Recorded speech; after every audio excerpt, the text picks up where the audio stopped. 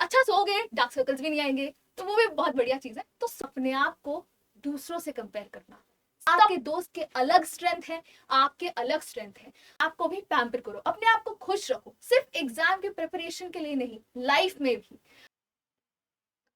वो कौन सी 5 गलतियां हैं जो आपको नहीं करनी है अगर आपको अपना नीट का एग्जाम क्लियर करना है। Hello everyone, my name is Pritha, और आज के सेशन में हम वो गलतियां डिस्कस करेंगे जो मैक्सिमम स्टूडेंट्स करते हैं अपने प्रिपरेशन के वक्त। वो कौन सी 5 गलतियां हैं जो आपको as a NEET aspirant avoid करनी है ताकि आप अच्छा स्कोर कर सके और अपने नीट का एग्जाम क्लियर कर सके। सबसे पहली गलती जो हम देखेंगे वो है इग्नोरिंग एनसीईआरटी। आप अपनी एनसीईआरटी बिल्कुल इग्नोर नहीं कर सकते। हम सबको बोलते हुए सुनते हैं कि NCERT is the Bible. NCERT किताब आप पढ़ने के बाद 10-15 बार रिवीजन कर लेते हैं, तब जाके आप रेफरेंसेस बुक्स में स्विच कीजिए, अदरवाइज रेफरेंसेस बुक आपके काम की नहीं है। सबसे इंपॉर्टेंट जो आपका काम है वो है एनसीईआरटी पढ़ना। लाइन टू लाइन आपको एनसीईआरटी का हर लाइन पता होना चाहिए, क्योंकि पेपर एनसीईआरटी से ही आता है। तो it's very important to not ignore NCERTs. Second mistake जो लोग अक्सर करते रहते हैं वो है एक प्रॉपर रिवीजन शेड्यूल ना बनाना। प्रॉपर रिवीजन शेड्यूल नहीं रहेगा तो आप कभी भी एग्जाम एस नहीं कर पाएंगे। हमेशा अपने सैटरडे और संडेज रिजर्व करके रखिए रिवीजन के लिए। सैटरडे संडेज पे कुछ एक्स्ट्रा मत पढ़िए। It's very important to always revise जो आपने वीकडेज में पढ़ा है। अगर आप उसको रिवाइज नहीं करते हो तो वो स्लोली आपके दिमाग से इवेपोरेट हो ही जाएगा। It is that volatile. तो it's very important to have a proper revision schedule. Revision schedule ही है जो एक नीट एस्पिरेंट को टॉपर बनाता है और उसका एग्जाम क्लियर करवाता है और उसको एक गवर्नमेंट मेडिकल कॉलेज में मौका देता है। तो वेरी इंपॉर्टेंट, एक अपना अच्छा रिवीजन शेड्यूल बनाइए। अगर आपके वीकडेज में क्लासेस चलती है तो हमेशा वीकेंड्स रखिए आपके रिवीजन के लिए। बायो के एमसीक्यूज लगाइए, मॉक टेस्ट दीजिए। नेक्स्ट, ये सेकंड मिस्टेक हो गई। थर्ड मिस्टेक जो बच्चे करते हैं वो है बहुत कम एमसीक्यू सॉल्व करना। डेली बेसिस पे एटलीस्ट बायो के 50 एमसीक्यूज, केमिस्ट्री के 25 एमसीक्यूज, फिजिक्स के कुछ 25 एमसीक्यूज हमेशा लगाइए। हमेशा कम एमसीक्यूज लगाएंगे तो आपका क्वेश्चन बैंक कम रहेगा, आप क्वेश्चन से फेमिलियर कम हो पाओगे। आप डेली बेसिस पे अगर एमसीक्यू सॉल्व करोगे, 50-50 क्वेश्चन करोगे, 50 बायो के, 25-25 केमिस्ट्री फिजिक्स के, आप हमेशा क्वेश्चन से फेमिलियर रहोगे। और मॉक टेस्ट दीजिए, ज्यादा से ज्यादा एमसीक्यू सॉल्व कीजिए और मॉक टेस्ट दीजिए। मॉक टेस्ट मैं ऐसा नहीं बोल रही हूँ कि पहले ही फुल सिलेबस का मॉक टेस्ट, नहीं, चैप्टर वाइज मॉक टेस्ट भी आते हैं, चैप्टर वाइज मॉक टेस्ट दीजिए और ज्यादा से ज्यादा एमसीक्यू सॉल्व कीजिए। आप जितना ज्यादा एमसीक्यू सॉल्व करोगे आपको उतनी ज्यादा चीजें याद होंगी। आप बार बार सेम क्वेश्चन देखोगे कि अच्छा ये इस साल में आया है, ये इस साल में आया है, आपको चीजें दिमाग में बैठने लगेंगी और आप जितना रिवाइज करोगे उतना बेटर रहेगा। थर्ड गलती लोग ये करते हैं। चौथी गलती लोग क्या करते हैं, अपने आप को दूसरों से कंपेयर करना। सबसे नेगेटिव चीज यही है। और एक पॉजिटिव इंसान कभी भी अपने आप को दूसरे से कंपेयर नहीं करेगा। आपका दोस्त क्या कर रहा है उससे आपको मतलब नहीं होना चाहिए।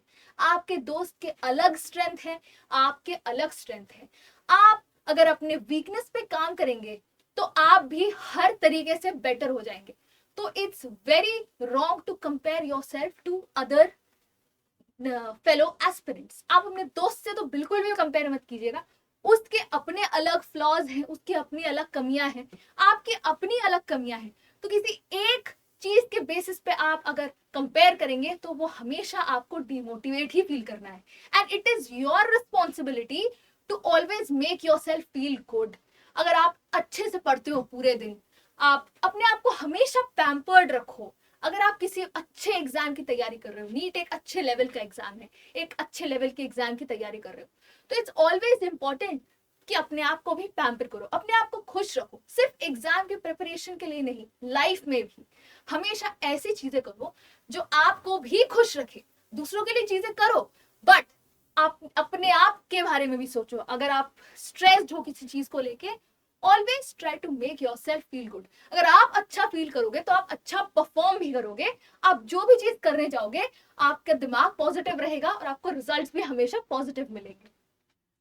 This is the fourth mistake that people do. नहीं करनी है ये वाली चीज, कंपैरिजन नहीं करना है। खुद से कंपेयर करो। आप आज जो हो उससे कल उससे बेटर बनो हमेशा। अपना अपना मतलब अपना बेंचमार्क खुद सेट करो। पांचवा मिस्टेक जो लोग करते हैं वो है अपनी हेल्थ को नेग्लेक्ट करना, अपने मेंटल हेल्थ को नेग्लेक्ट करना, अपने स्लीप साइकिल को नेग्लेक्ट करना। बिल्कुल भी नहीं करना है। आप पढ़ रहे हैं बहुत अच्छी बात है, पर नींद भी बहुत जरूरी है। आपका सोशल वेलबींग भी बहुत जरूरी है, मेंटल वेलबींग भी बहुत जरूरी है। नीट एक डिमांडिंग एग्जाम है, बट आपको इसको प्लानिंग से आप इजीली इसको टैकल कर सकते हैं। कंसिस्टेंसी, डिसिप्लिन, ये सबसे आप इस एग्जाम को इजीली एस कर सकते हैं। आप पढ़िए, पढ़ने के साथ साथ अप्रोप्रिएट ब्रेक्स लीजिए। आपको जो पसंद है वो काम कीजिए, चाय पीजिए, कॉफी पीजिए, आपको जो अच्छा लगता है कीजिए, पर स्लीप से, नींद से कॉम्प्रोमाइज मत कीजिए। एक 7 से 8 घंटे की नींद जरूर लीजिए, ताकि जिस टाइम पे आप पढ़ रहे हैं उस टाइम पे आपका ब्रेन मैक्सिमम पोटेंशियल पे काम करे। आप जो भी पढ़ना चाहते हैं वो आपके दिमाग में जाए। It's very important to have a good sleep, ताकि आप जो भी पढ़े वो आपके दिमाग में जाए और आप उसको रिटेन कर पाए। तो बहुत जरूरी है। अपने आप को खुश रखो। अच्छा सोओगे, डार्क सर्कल्स भी नहीं आएंगे, तो वो भी बहुत बढ़िया चीज है। तो सोना भी जरूरी है। आप एग्जाम की तैयारी कर रहे हैं ये सच है, पर सोना भी जरूरी है। सोने से आप खुश भी रहोगे, आप चिड़चिड़े नहीं रहोगे। हाँ, आप एक अच्छे एग्जाम की तैयारी कर रहे हो, तो ये सब चीजें ध्यान में रखनी है। अब कौन से वो ये जो मिस्टेक्स हमने 5 बड़ी मिस्टेक्स देखी, हम इसको अवॉइड कैसे करेंगे? सबसे पहला, हम एनसीईआरटी पे फोकस करेंगे। अरे इसको क्या हो गया? हाँ, हम एनसीईआरटी पे फोकस करेंगे। सबसे पहला हमारा फोकस होगा एनसीईआरटी। मुझे पता है फिजिक्स के लिए लोग एडवाइस नहीं करते, फिजिक्स की एनसीईआरटी की बात नहीं कर रही हूँ मैं। बायो की एनसीईआरटी, केमिस्ट्री की एनसीईआरटी, केमिस्ट्री में भी फिजिकल की नहीं करते हैं, तो ऑर्गेनिक उस पे केमिस्ट्री में, और इनऑर्गेनिक और बायो में एनसीईआरटी सबसे पहले आप कवर कीजिए। एनसीईआरटी का हर लाइन अच्छे से पढ़िए। Second, regular revision. हमेशा मैंने बोला अपने वीकडेज बचा कर रखिए रिवीजन के लिए, कुछ भी एक्स्ट्रा मत पढ़िए, ताकि आप ऐसा ना हो कि आप सिलेबस करते जा रहे हो पीछे का भूलते जा रहे हो। That is the biggest blunder one can make. ये नहीं करना है। रेगुलर रिवीजन बहुत जरूरी है। जैसे जैसे एग्जाम पास आएगा, जैसे जैसे सिलेबस बढ़ेगा, आपको रिवीजन कभी नहीं छोड़ना है। डेली एमसीक्यूज आप थोड़ा थोड़ा लगाओगे, चलो 1-2 दिन हो जाता है, इट्स फाइन। कभी कुछ इंपॉर्टेंट हो गया, आप नहीं कर पाए, आप उस दिन किसी एक सब्जेक्ट का कोई इंपॉर्टेंट चैप्टर पढ़ रहे थे और आप बाय चांस वो दिन एमसीक्यूज को नहीं दे पाए, इतना भी अपने आप पे हार्ड नहीं होना है कि किसी दिन अगर गलती से फॉलो नहीं हुआ तो आप उसी को लेके पूरा टाइम सोच रहे हो, ओह मेरे से नहीं हुआ, ओह मेरे से नहीं हुआ। नहीं, इट्स ओके। कभी कभार चीजें टाइम टेबल से, हम भी इंसान है ना, कभी कभार टाइम टेबल से जो हमने सोचा हुआ है चीजें डिविएट कर सकती है, पर वापस से उसको ट्रैक में ले आना भी आपका काम है। डेली एमसीक्यू सॉल्व कीजिए। आपका क्वेश्चन बैंक, क्वेश्चन से फेमिलियराइज आप ज्यादा होंगे। डेली एमसीक्यूज किए, अपने आप पे फोकस करिए, दूसरों पे फोकस नहीं करिए। और हेल्थ का ध्यान रखिए। आप डॉक्टर बनने वाले हैं तो सबसे पहले आपको अपने हेल्थ का ख्याल रखना है, तब ना जाके आप दूसरों के हेल्थ की दूसरों के प्रॉब्लम्स और हेल्थ इश्यूज को आप ठीक कर पाओगे। तो इट्स वेरी इंपॉर्टेंट कि पहले आप खुद का ध्यान रखें।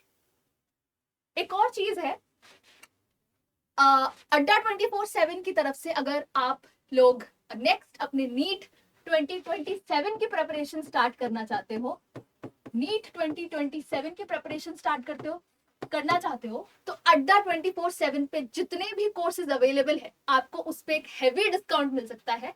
बस आपको एक कूपन कोड यूज करना है। कूपन कोड है ES100। This is the coupon code जो आपको यूज करना है, ES100। This is the coupon code. ये कूपन कोड है। ये कूपन कोड अगर आप यूज करते हैं ES100, तो आपको हेवी डिस्काउंट्स मिलेंगे और अपनी प्रिपरेशन आप अच्छे से स्टार्ट कर पाओगे। तो बहुत अच्छा टाइम है, आप अपने नेक्स्ट ईयर, अगर कोई नेक्स्ट ईयर की तैयारी करना चाहता है, buy the course and start learning today. Thank you so much everyone. All the best.